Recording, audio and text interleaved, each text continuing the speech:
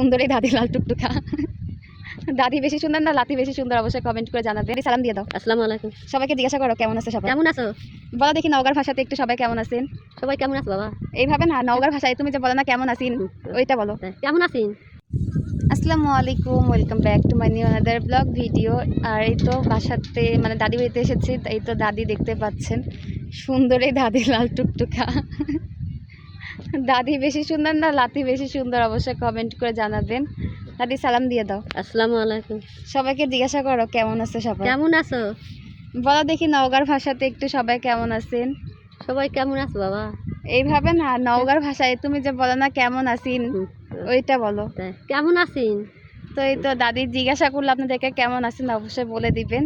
আর এই তো আমরা শাক নিতে আসছি, চলেন শাক নিতে যাই। এখানে পুঁই শাকের আসছে, ভিটা আছে, ওখানে যাই পুঁই শাক নেওয়া দেখায় আপনাদেরকে, চলুন। আর এই দেখেন ছাগল গরু ছাগল সব আমার পাশে, আর এত বাতাস হচ্ছে অন্য মাথা থেকে পড়ে যাচ্ছে। তো চলুন ব্যাক ক্যামেরায় শেয়ার করি। এই তো আম্মু শাক না অলরেডি হয়ে গেছে, দেখতে পাচ্ছেন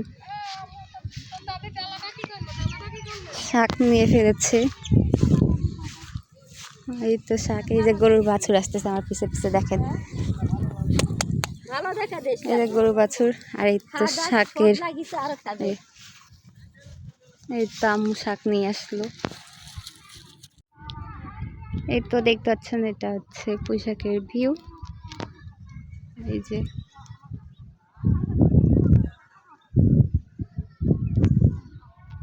আর আকাশটা, ওইটা পরের পাটের ব্লগ, 3 নাম্বার ব্লগ গ্রামে এটা। দ্বিতীয়টা তো বাসাতে যাও শেয়ার করা হবে, কারণ ওটাতে এই তো দেখতে পাচ্ছেন আমাদের বাড়ির সামনে এই তো মাঠ, আর বাড়ি এই তো। আর এই যে গরু ছাগল মাঠে, এটা হচ্ছে মাদ্রাসার মাঠ। এটা তো এক সময় দেখা যাবে ফাঁকা থাকবে না। আর ওই তো মহিলা মাদ্রাসার কাজ চলতেছে, এই যে দেখতে পাচ্ছেন অলরেডি কাজ শুরু হয়ে গেছে।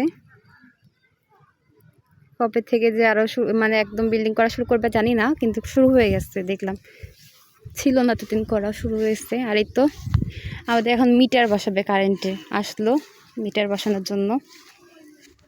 দেখতে পাচ্ছেন এই জরুরি বিদ্যুৎ মোটরসাইকেল দিয়ে, এই যে মিটার। এখন মিটার বসায় দিক, তার চলুন শেয়ার করা যাক।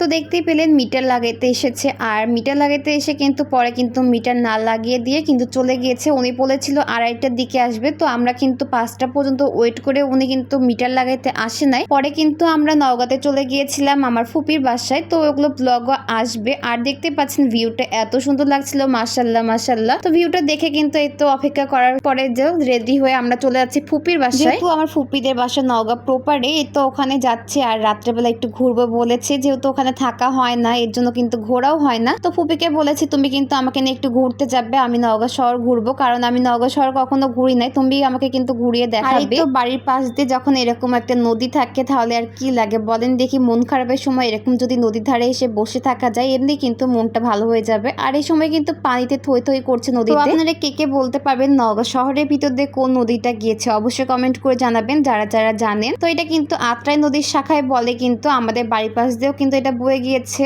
তো এই তো দেখছিলাম, আর আকাশটাও কিন্তু এত সুন্দর ছিল। দেখতে দেখতে আমরা কিন্তু ফুপির বাসায় চলে যাচ্ছি। আসলে আমার কিন্তু রিক্সায় ওঠাই লাগবে, কারণ রিক্সাতে উঠতে কিন্তু আমার অনেক বেশি ভালো লাগে। দিনাজপুরে কিন্তু রিক্সা নেই, দিনাজপুরে কিন্তু অটোই বেশি, তো রিক্সা কিন্তু এখানে নেই একেবারে। আর এই তো অনেকদিন পর রিক্সায় উঠেছি, রিক্সায় উঠলে কিন্তু আমার অনেক বেশি ভালো লাগে। তো এই তো আমি আর আম্মু যাচ্ছি ফুপির বাসায়, তো ভাবলাম একটু সামনের ক্যামেরাতে আপনাদের সাথে একটু শেয়ার করি। আমি আর আম্মু তো যাচ্ছি গল্প করতে। তো আমরা মামে যখনই একসাথে থাকি না কেন, তখন কিন্তু অনেক ধরনের কথা হয়, গল্প হয়। আর এই তো গল্প করতে করতে কিন্তু ফুপির বাসায় চলে এসেছি। তারপরে কিন্তু সন্ধ্যাবেলায় এই তো আমরা কিন্তু ঘুরতে বেরিয়ে পড়েছি নওগাঁ শহরে। এই তো সামনে ফুপি হাঁটছে। প্রথমে কিন্তু আমরা গিয়েছিলাম আমার ছোট ফুপির বাসায়, ওখান থেকে কিন্তু মেজো ফুপির বাসায় চলে এসেছি। যেহেতু আমার দুই ফুপির বাসা কিন্তু একই জায়গায়, বেশিক্ষণের ডিফারেন্স না, 5 মিনিটের রাস্তা দূরত্ব শুধু দুইজনের বাড়ি। তো আগে কিন্তু ছোট ফুপির বাসাতে এই জন্য যাওয়া হয়েছে, কারণ ছোট ফুপির বাসাটাই আগে পড়ে। তো ছোট ফুপির বাসা থেকে মেজো ফুপির বাসাতে এসেছি, আর এখানে আজকে রাতটা থাকা হবে, এর জন্য এখানে ফুপির সাথে পরে আসে দেখা করলাম। আর এই তো ফুপির সাথে কিন্তু ঘুরতে বেরিয়ে পড়েছি। আর যেহেতু ছোট পুপি দুইটা ছোট ছোট বাচ্চা, এই জন্য ছোট পুপি আসতে পারে নাই। আর এই তো দেখতে পাচ্ছেন ব্রিজের উপর দিয়ে যাচ্ছে, এটা কিন্তু নওগাঁ ব্রিজের মোড় বলে। আর এই তো মসজিদ মার্কেট সামনে, এই তো অনেক বেশি ভালো লাগছে ঘুরতে, রাত্রেবেলা ঘুরছে। আপনাদের কেমন লাগছে অবশ্যই কমেন্ট করে জানাবেন। তো আমি কিন্তু পুরোপুরি ব্লগটা আর বেশি শেয়ার করতে পারবো না। আর এটা কিন্তু এই তো মসজিদ মার্কেটের ভিতরে ঢুকে পড়লাম, আর তারপরে বেশি ব্লগ শেয়ার করা হচ্ছে না। আজকের ভিডিওটা কেমন হয়েছে অবশ্যই কমেন্ট করে জানাবেন। তো আপনারা যদি নওগাঁর ভিডিও দেখতে চান অবশ্যই আমাকে কমেন্ট করবেন, বলবেন। আর ভিডিওটা যদি ভালো লেগে থাকে অবশ্যই একটা লাইক কমেন্ট শেয়ার করবেন ফ্রেন্ডস এন্ড ফ্যামিলির সাথে, চ্যানেলটা সাবস্ক্রাইব করবেন, পেজটা ফলো করবেন। আর হ্যাঁ, আপনাদের জন্য সামনে আরো ব্লগ ভালো ভালো